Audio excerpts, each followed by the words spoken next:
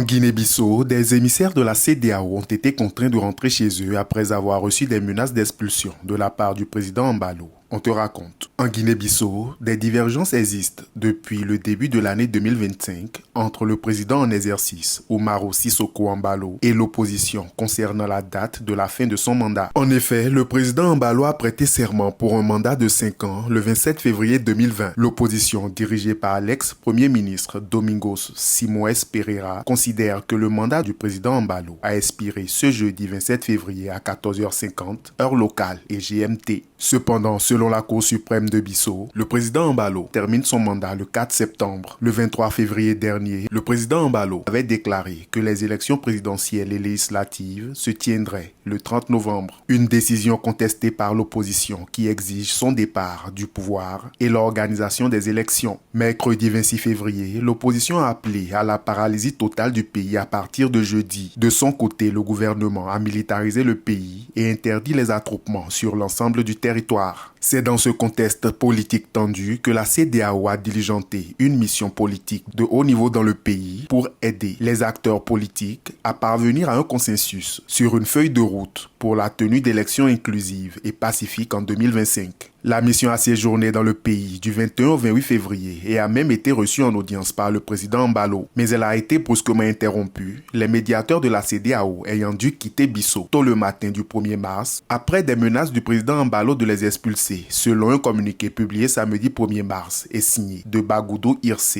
le chef de mission. Néanmoins, ils ont indiqué avoir élaboré un projet d'accord pour une feuille de route concernant la tenue des législatives et de la présidentielle et avoir commencé à le présenter aux parties prenantes pour leur consentement, sans toutefois en préciser le contenu. Ce n'est pas la première fois qu'Umaro Sissoco Embalo s'oppose à une délégation de la CEDEAO dans son pays. Lorsqu'il s'était proclamé président avec le soutien des forces de sécurité, il avait expulsé les membres de la CEDEAO qui se trouvaient en Guinée-Bissau et déclaré persona non grata leurs représentants dans le pays, a déclaré l'opposant et ex-premier ministre bissau-guinéen Aristide Gomes au micro de RFI. Par ailleurs, le président Umaro Sissoco Embalo a déclaré qu'il serait candidat à sa propre succession. « Oui, je suis candidat et je l'emporterai dès le premier tour », a-t-il déclaré à Jeune Afrique, contredisant ses déclarations antérieures de septembre 2024 où il avait affirmé qu'il ne serait pas candidat.